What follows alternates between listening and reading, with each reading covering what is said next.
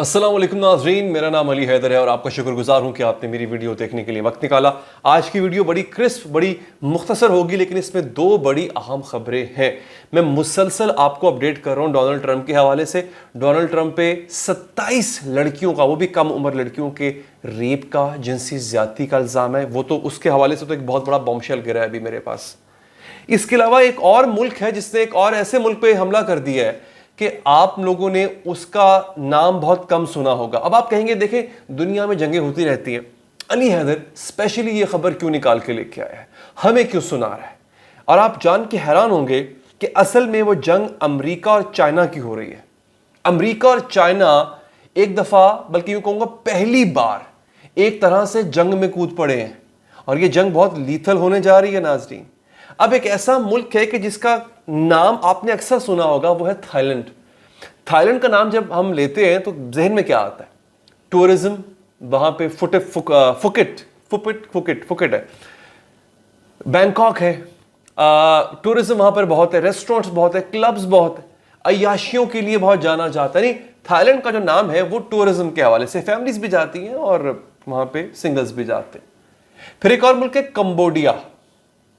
अब कंबोडिया, ये आसपास ही है, बेसिकली नेबर्स हैं, ये मुल्क हमसाए हैं। कंबोडिया और थाईलैंड आपस में लड़ पड़े हैं। आज दोनों ने एक दूसरे पे सैकड़ों मिसाइल्स और रॉकेट्स फेंके हैं, इनके लोग मरे हैं, सिविलियंस जान से बाजी हार चुके हुए हैं, फौजी मरे हैं। तो ये अचानक से दोनों मुल्कों में हुआ क्या? और थाईलैंड, जिसके बारे में हमने सुना यही था कि मुझे तो याद भी नहीं था कि थाईलैंड की कोई फौज भी है या नहीं। मेरे लिए बड़ी हैरानी की बात थी। चाइना और अमेरिका बेसिकली उन्होंने ये मैदान चुना है लड़ाई के लिए दोस्तों। एक तो है मेरे पास ये खबर जिसका मैं जिक्र करने जा रहा हूं। दूसरा, आपको पता है दोस्तों कि आप दोस्तों के कमेंट्स मैं अपनी हर वीडियो में शामिल करता हूं। एक तो स्क्रीन के साइड पे आपके कमेंट्स मुसलसल चल भी रहे होते हैं, आप देखेंगे। इसके साथ साथ नाज़रीन क्या हो रहा होता है कि आपके जो कमेंट्स आपने किए होते हैं उसमें से हम कुछ सिलेक्ट करते हैं और मैं उनको बाकायदा पढ़ता हूं। इसलिए मैं आपसे अर्ज करता हूं हमेशा कि दोस्तों आप ना तज्जिया दिया करें। आप मुझसे डिसएग्री भी कर सकते हैं, मुझसे एग्री भी कर सकते हैं, अपना तज्जिया दिया करें। आपके तज्जिए से मैं भी सीखता हूं, देखने वाले भी सीखते हैं, और जब उनको हम प्रोग्राम का हिस्सा बनाते हैं, अपने शो का हिस्सा बनाते हैं, तो उससे बहुत से लोग फायदा उठाते हैं। तो आप लोगों के कमेंट्स, तज्जिए ईरान इसराइल के हवाले से, मिडल ईस्ट के हवाले से, मशरिक़ वस्ता की दीगर मामलात के हवाले से, पाकिस्तान इंडिया के हवाले से, जो कि हमें इंडिया से बहुत बड़ी आवाम देखती है, आप लोग प्लीज अपनी राय लाजमी दिया करें। ये वीडियो आपके लिए बनाई जाती है दोस्तों। अब मैं इससे पहले कि मैं आपको थाईलैंड और कंबोडिया का बताऊं, यहां पे क्या हुआ है। CNN रिपोर्ट कर रहा है, BBC रिपोर्ट कर रहा है, MSNBC रिपोर्ट कर रहा है, नेम अ बिग चैनल जो इसको रिपोर्ट ना कर रहा हो। हुआ दोस्तों ये है कि पैम बॉन्डी, जो कि अटॉर्नी जनरल है अमेरिका की, बहुत बड़ा ओहदा होता है, पैम बॉन्डी ने, पता ये चला है कि एप्स्टीन फाइल्स, जेफरी एप्स्टीन जो बच्चों को का दलाल था, मैं इसको सिंपली वर्ड्स में यूं कहूंगा, दलाल ही था, पिम्प था हाई लेवल का, वो ट्रंप को अयाशी का सामान मुहैया करता था। ट्रंप उसका बहुत अच्छा दोस्त था।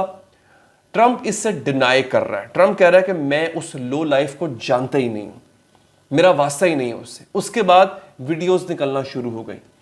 डिमांड ये की जाने लगी कि जेफरी एप्स्टीन की मौत से पहले जो उसकी एक लिस्ट थी, क्लाइंट लिस्ट, जिसको एप्स्टीन लिस्ट कहा जाता है, वो सामने लाई जाए। अब इस बैकग्राउंड से बहुत से लोग वाकिफ हैं, लेकिन आज जो बम फूटा है ना, मैं बेसिकली वहां तक लाना चाह रहा हूं आप दोस्तों को। दोस्तों, ये जब ट्रंप प्रेसिडेंट के लिए इलेक्शन लड़ रहा था, इसने कहा था कि मैं प्रेसिडेंट बनते ही लिस्ट जारी कर दूंगा, हर उसको बेनकाब करूंगा जो कि बच्चों के साथ ज्यादतियां करता रहा है।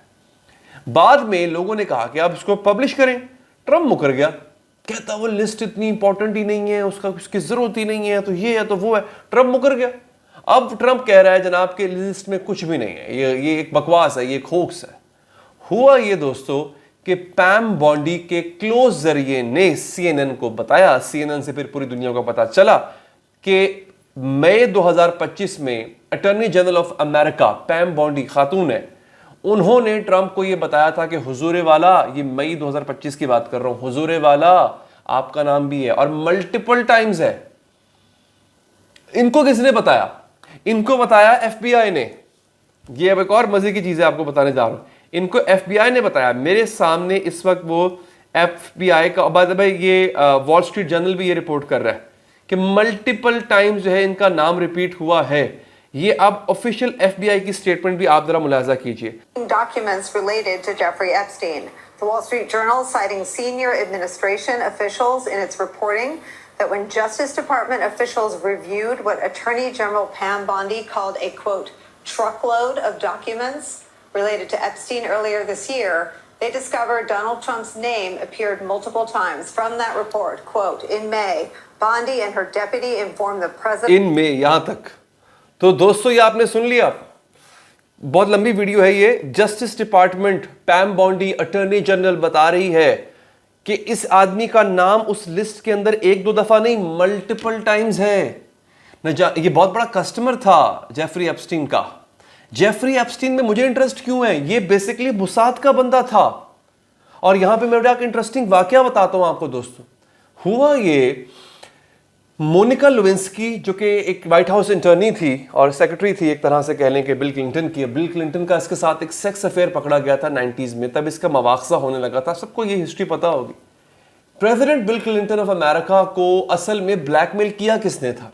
नेतन्याहू जाके मिला था बिल क्लिंटन को और बेसिकली उसने बताया था कि हुजूर हमारे पास, इसराइलियों के पास, मुसाद के पास आपकी वो खुफिया टेप है जो फोन कॉल आपने मोनिका लेविंस्की को की थी, जो कि सेक्स टेप है जिसमें आपने फाहिश गुफ्तगू की हुई है, गंदी गुफ्तगू की हुई है उसके साथ, वो हमारे पास पहुंच गई है। लिहाजा अब आप एक काम कीजिए, अब आप जो है वो ये सामने लेके आए, जरा आप एड दें हमें। बिल क्लिंटन ने टिका के एड दी इसराइल को। हुआ बाद में ये कि मोनिका लेविंस्की खुद फट पड़ी कि मेरे साथ बिल क्लिंटन ज्यादती कर रहा है। उसको लगा हो सकता है कि शादी कर लेगा मेरे साथ, प्रेसिडेंट है, तो वो तो उसने नहीं की। मुसाद ने बहुत पहले मोनिका लेविंस्की और बिल क्लिंटन का अफेयर पकड़ लिया था। मुसाद व्हाइट हाउस तक पहुंचा हुआ दोस्तों। अब यहां पे इस वक्त ये जेफरी एप्स्टीन जो है ये मुसाद का बंदा था। इसका काम क्या था? बड़े बड़े लोगों को अयाशी का सामान मुहैया करता था। इसने एक जजीरा, एक आइलैंड बना रखा था, सेक्स सिटी उसका नाम था। वहां पे लेके जाता था, अयाशी का सामान देता था, इनकी वीडियोस बनती थी वहां पे खुफिया कैमरों के जरिए। फिर इनको ब्लैकमेल किया जाता था और फिर इनके जरिए इसराइल अपने काम लेता था। बेसिकली ये वो आदमी था। जब ये पकड़ा गया, मतलब अदालतों तक बात पहुंची, विक्टिम सामने आए इसके, तो उसके बाद इसको हिरासत में ले लिया गया। 2019 में खुफिया तौर पे इसने खुदकुशी की। हालांकि कहा जा रहा है कि इसको मारा गया। खुदकुशी करने पे शक इसलिए हो रहा है कि हर वो जगह, जेल में हर जगह कैमरे लगे हुए थे, लेकिन जिस मकाम पे उसने खुदकुशी की कहा गया जनाब आपका कैमरा खराब था। तो ऐसे थोड़ी ही होता है। तो कहा जा रहा है कि इसको मरवाया गया, इससे पहले कि नाम मुगलता, इसको मरवा दिया गया था जेफरी एप्स्टीन को दोस्तों। तो ये तो है एक खबर मैं आपको पहुंचा दी। अब आते हैं थाईलैंड पे। हो क्या रहा है जनाब? हुआ ये बेसिकली कि ना थाईलैंड जो है ना, उन्होंने थाईलैंड की स्टोरी ये है कि कंबोडिया ने लैंड माइंस बिछा के रखी हुई थी और हमारे किसी फौजी का उस पर पांव आ गया और वो मर गया। उस पर थाईलैंड ने ना आओ देखा ना ताओ, थाईलैंड ने जो है वो रॉकेट्स फायर करना शुरू कर दिया कंबोडिया की तरफ। फिर कंबोडिया ने भी जवाब दिया।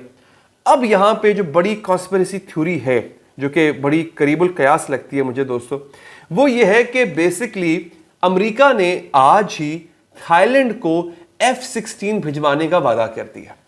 अब देखिए, कंबोडिया और थाईलैंड आपस में लड़ रहे हैं, इनका झगड़ा चल रहा है, ये एक दूसरे को फैंटी लगा रहे हैं और इस दौरान अमेरिका थाईलैंड को F-16 भेज रहा है। ये हो क्या रहा है दोस्तों? कहा यह जा रहा है कि बेसिकली साउथ चाइना सी की जो जंग है उसमें अमेरिका और चाइना बाकायदा तौर पे घुस गए। ये हुआ ये है कि थाईलैंड को अमेरिका सपोर्ट कर रहा है और कंबोडिया को चाइना सपोर्ट कर रहा है। अमेरिका और चाइना अनऑफिशियली जंग अजीम 3 का हिस्सा बन चुके हुए हैं दोस्तों। यहां पर नोआ क्रिस्टोफर एक सहाफ़ी हैं डेली नोआ न्यूज़ से, वो लिखते हैं US backed Thailand F-16 strikes China backed militias shows Trump strong stance against the Beijing aggression peace only comes when strength meets threats China's bluff is finally called America leads again. ये तो खैर America Nawaz है, लेकिन वो कह रहे हैं कि बेसिकली अमेरिका ने चाइना को एक तरह से दबा लिया है ये हमला करके, कि हम खुद डायरेक्ट हमला ना भी करें, हम तुम्हारे इत्तेहादियों पर हमला कर सकते हैं अपने इत्तेहादियों के जरिए।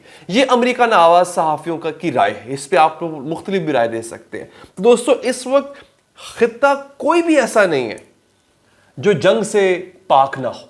आप देखिए, एक मिडिल ईस्ट जंग, ये साउथ ईस्ट एशिया, मतलब थाईलैंड के बारे में किसी ने सोचा था कि थाईलैंड जंग करेगा, वो जंग में कूद पड़ा। इंडिया पाकिस्तान की अभी जंग खत्म हुई है, अभी भी बादल मंडला रहे हैं, अभी भी बड़ी सेंसिटिव सिचुएशन है। तो आप देख लें कि उधर रूस, यूक्रेन, यूरोप जंग का हिस्सा, कोई ऐसा इलाका नहीं है स्पेशली ये मशरिक का जो इस वक्त जंग ज्यादा ना हो। और इसका कारण क्या है, इसकी वजह कौन है? सिर्फ एक, अमेरिका। आप जहां जहां जंग देख रहे हैं वहां वहां आप अमेरिका के फुटप्रिंट्स भी देख रहे हैं दोस्त। इस पे आप लोग अपनी राय लाजमी दीजिएगा। मुझे बहुत अच्छा लगता है जब आप लोग अपना तज्जिया शामिल करते हैं। मेरी पिछली वीडियो पर जो यूट्यूब पे नशर की गई थी उस पर जो आप दोस्तों ने कमेंट्स दिए हैं, मैं उन कमेंट्स को अब शामिल करने जा रहा हूं नाजरीन। वीडियो थी बड़ी ब्रेकिंग, इसराइली जर्नल का बड़ा इंकशाफ, मिस्र अनकरीब हमला करने वाला है, इसराइली फौज हमास के सामने बेबस, इसराइली हुकूमत ने खलबली, सेहूनी जनरल ने तहलका मचा दिया। बहुत बड़ा इंटरव्यू था ये एक इसराइली जनरल का दोस्तों, जिसका मैंने यहाँ पे जिक्र किया था, जनरल ब्रिक नाम था इसका। अच्छा, यहाँ पे अब आपके कमेंट्स आ चुके हैं दोस्तों। अब बशीर साहब लिखते, बशीर PK 036, सुभान अल्लाह अज़ीम या रब्बुल आलमीन, माशाअल्लाह, अल्लाह तबारक व तआला से दुआ है कि मुसलमानों को हर मैदान में फतह फरमा, आमीन। अच्छा, तारिक महमूद लिखते हैं, जब तक पाकिस्तान, अफगानिस्तान, ईरान और इराक की अफवाज मुश्तरका अटैक नहीं करते ये फितना नाबूद नहीं होगा। मुश्किल है भाईजान, ये तो बहुत मुश्किल है तीनों मुल्क एक दूसरे के साथ हो सके। ट्रू बिलीवर लिखते हैं, अलकुस का रास्ता करबला से होकर गुजरता है, हम पैरोकार इमाम हुसैन अलैहिस्सलाम नहीं हो सकते अगर फ़लस्तीन से दस्तबरदार हो जाए, इसमें कोई शक नहीं है। इमाम हुसैन का कौल है कि जुल्म के खिलाफ जितना देर से उठोगे उतनी बड़ी कुर्बानी देना पड़ेगी। अच्छा जनाब मोहम्मद असलम साहब लिखते हैं, पूरी उम्मत मुसलमान नमाज के बाद ये दुआ करे, अल्लाह इन जालिमों को नीस्तो नाबूद फरमा। अच्छा, आपको पता है मैं कहना भूल गया, मैं अपनी हर वीडियो में कहता हूँ आपसे कि इसराइल पर लानत जरूर भेजा करे। लानत मतलब नेमतों का उठा लिया जाना, इसका मतलब ये होता है। अल्लाह ताला ने भी लानत की है, शयातीन पर की है, जालिमीन पर की है, कुरान में की। आप भी सवाब समझ के नीचे लिखिए, इजराइल पर लानत बेशुमार। अब यही जनाब सबा जैदी साहिबा लिखती हैं, सलामत रहो, अच्छे अंदाज में बताते हो, समझ आता है, दुआएं निकलती हैं आपके लिए। बहुत शुक्रिया, बहुत नवाजिश, बहुत मोहब्बत है आपकी। सैयद शब्बीर हमदानी लिखते हैं, मशरिक वस्ता में उस वक्त तक अमन कायम नहीं हो सकता जब तक इस काबिज रियासत का खात्मा नहीं हो जाता। इसमें कोई शक नहीं है। बाय द वे, हमें अकबरी साहब जो इंडिया से हैं, उन्होंने हिंदी में लिखा है, लेकिन मैं उसको ट्रांसलेट कर रहा हूँ, मुझे हिंदी पढ़नी नहीं आती माजरत के साथ। वो लिखते हैं कि Egypt can never win a war, Egypt is a defeated country, यानी मिस्र कभी जो है वो जंग नहीं लड़ सकता, मिस्र एक हारा हुआ मुल्क है। अब दोस्तों फेसबुक पर भी आपने कमेंट्स किए हैं, मैं वो भी पढ़ने जा रहा हूँ, उनको भी शामिल करने जा रहा हूँ दोस्तों। नहीं जनाब, तैयब मोहम्मद साहब लिखते हैं, सुबह दोपहर शाम लानत बेशुमार। बहुत अच्छी बात है, लानत किया करें। अब्दुल्ला नसीर लिखते हैं, या अल्लाह फ़लस्तीन के लोगों की मुश्किलात को आसान कर दे और मुसलमानों की पहली क़िबला मस्जिद अल-अक़सा को सलामती और हंसी खुशी के साथ सब मुसलमानों को वहाँ ज़ियारत करने की तौफ़ीक़ अता फरमा, आमीन। शेरी अमीन लिखते हैं, LAA ब्रो, गुड वर्क, इसका अजर आपको अल्लाह पाक देंगे। एक बहुत बड़ा सच है कि इस झूठ की दुनिया में आपकी वजह से सच जिंदा है। शेरी भाई बहुत शुक्रिया आपकी मोहब्बतों का, बहुत मेहरबानी। अच्छा, अब्दुल्ला नसीर लिखते हैं, मैं मालदीव से देख रहा हूँ। अरे वाह, मालदीव तक हमारा चैनल जा रहा है, माशाल्लाह। सईदुर रहमान मशवानी लिखते हैं, वो कहते हैं ये भी इसराइल की एक चाल है, मिस्र, तुर्की, लीबिया और उर्दन, सऊदी अरब, ओमान, शाम और जो अरब ममालिक हैं ये सब इसराइल के हामी हैं। इसराइल पे मिस्र से इनके सपोर्टर खुद हमला करेंगे, इसके बाद इसराइल के जो जो टारगेट हैं उसको आसानी से हासिल कर लेंगे। कोई बात नहीं, ऐसा भी हो सकता है। दोस्तों मोहम्मद इस्लाम साहब ने एक बड़ा लंबा कमेंट किया है, मैं सारा नहीं पढ़ पाऊंगा। इसराइल की बिलवास्ता हिमायत में तुर्की का किरदार बेनकाब, तुर्क रुकन पार्लियामेंट, हम यूक्रेन को असलहा देते हैं मगर गजा के लिए सिर्फ दुआ करते हैं। मोहम्मद इस्लाम साहब, इस पे मैं बाकायदा वीडियो बना चुका हूँ। आपने बहुत अच्छा किया कि आपने यहाँ पे नाजरीन के लिए उसकी तहरीर लिख दी है इस वाक़े की, लेकिन इस पे पूरी वीडियो भी है। आपका बहुत बहुत शुक्रिया। मोहम्मद अहमद साहब लिखते हैं, जैसा कि इस्लामी रिवायात में मिलता है कि आखिरी वक्त में मुसलमान इस्तांबुल को फतह करेंगे। तुर्की की इजराइल मदद से ऐसा लगता है कि कहीं तुर्की बागी ही ना हो जाए इस्लाम का और यहूदियों की झोली में जा गिरे। बिल्कुल ठीक। हामिद शिराजी कहते हैं, लानत बर इसराइल। अजीम भट्टी साहब, अस्सलाम वालेकुम भाईजान, कैसे हैं आप? अल्लाह ताला इसराइल को तबाह बर्बाद करे। साजिद खान लिखते हैं, इसराइल पर लानत बेशुमार। जनाब, लानतों का सिलसिला आपने रोकना नहीं है, ये बहुत सवाब का काम है, इसमें आपने झिझक नहीं करनी है। दोस्तों अगली वीडियो में हाजिर होऊंगा, आप लोगों के कमेंट्स भी पढ़ूंगा, प्लीज आप कमेंट कीजिएगा, तज्जिया दीजिएगा, उनको शामिल किया जाएगा। चैनल को सब्सक्राइब कर लें, क्योंकि मेरे 2 चैनल पहले बंद हो चुके हैं, ये तीसरा चैनल है, आखिरी कोशिश है। सब्सक्राइब करेंगे तो भाई की हिम्मत बढ़ेगी। अपना ख्याल रखिए, अल्लाह ने के बाद।